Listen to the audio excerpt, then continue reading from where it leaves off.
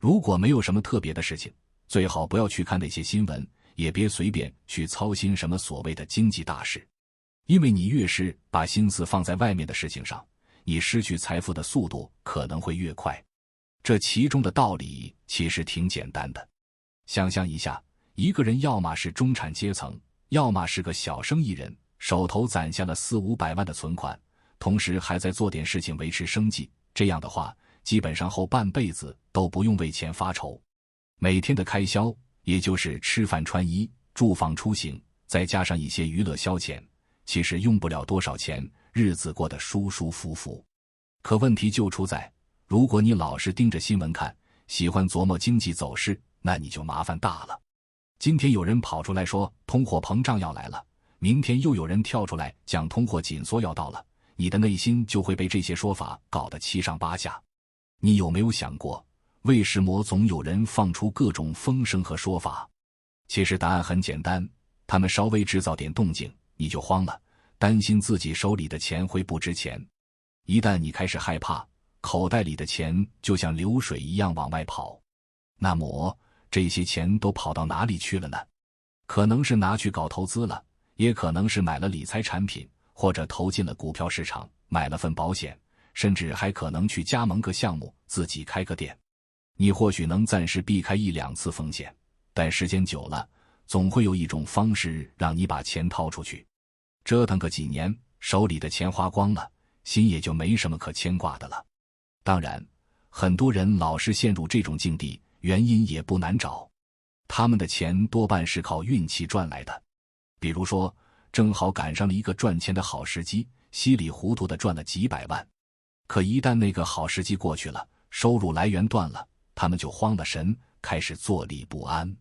于是他们就想着透过让钱自己赚钱来解决问题。这种想法未免太不切实际了。你想想看，连世界上最厉害的企业家都不敢拍胸脯保证自己一定能靠钱赚更多的钱，他们还在老老实实的做产品、搞服务，争取把事业做得更好。而你呢，一个靠好运气赚了几百万的小老板，就指望透过投资躺着把钱变多，世界上哪有这么轻松的好事？前几天我跟朋友聊天的时候还聊到了这个话题。我跟他说，如果你想让自己的运气变好，财运更旺，第一步就是把所有新闻都挡在外面。只要你能做到这一点，原本乱糟糟的头脑很快就会变得清楚，聪明才智也会重新回到你身上。说到底，少看那些乱七八糟的东西，日子反而能过得更踏实。那些新闻里的说法，今天这个专家讲一套，明天那个评论员又唱反调，听多了只会让你脑子更乱，钱包更瘪。与其整天被这些东西牵着鼻子走，不如把注意力收回来，管好自己的生活。其实很多人掉进这种坑里，还跟他们的心态有关系。赚了点钱之后，就觉得自己很了不起，总想着一步登天，把手里的钱变成更多的钱。可现实是，财富这东西不是你想让它翻倍它就翻倍的。那些真正有本事的人，比如大企业家，他们之所以能成功，不是靠着投机取巧，而是靠着脚踏实地去做事情。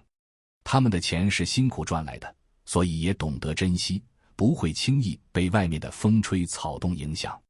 可有些人呢，钱来得太容易，风口一吹就赚了，风口一停就慌了，完全没有稳住自己的能力。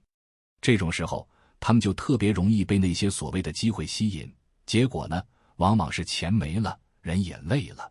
再想想看，那些新闻里讲的经济形势，真跟你有那么大关系吗？通货膨胀也好，通货紧缩也好，对普通人来说，能做的其实很有限。你手里的400-500万，存在银行里也好，拿去做点小生意也好，只要别瞎折腾，日子总归是过得下去的。可你要是整天盯着新闻看，今天担心这个，明天害怕那个，最后只会把自己搞得筋疲力尽。那些放风声的人，巴不得你害怕，巴不得你把钱拿出来交给他们。他们赚了，你亏了，事情就是这么简单。所以啊，与其让自己的心跟着新闻跑，不如让自己静下来，屏蔽掉那些乱七八糟的资讯，把心思放在自己能掌控的事情上，比如好好经营手头的事，或者干脆享受一下生活。钱这东西够用就行，没必要非得追求更多。那些整天嚷嚷着要让你抓住机会的人，多半是想从你口袋里掏钱，而不是真心帮你发财。明白了这一点，你就不会轻易上当了。那天跟朋友聊完，我还多说了几句。我说，真正聪明的人不是整天盯着外面看，而是懂得管好自己。新闻里的东西听听就算了，别太当回事。你越是少关注那些乱七八糟的说法，越能让自己过得轻松。脑子清楚了，想法自然就多，日子也会越来越好过。反过来，你要是老被外面的资讯牵着走，今天信这个，明天信那个，最后只会把自己搞得晕头转向，钱也没了，心也乱了。总的来说，少看新闻，少管那些虚无缥缈的经济预测，日子才能过得安稳。你的钱是你自己的，干嘛非得让别人帮你花出去呢？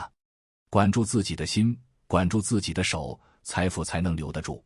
那些所谓的机会，十有八九是别人挖的坑，等着你跳进去。明白了这个道理，你就知道该怎么做了。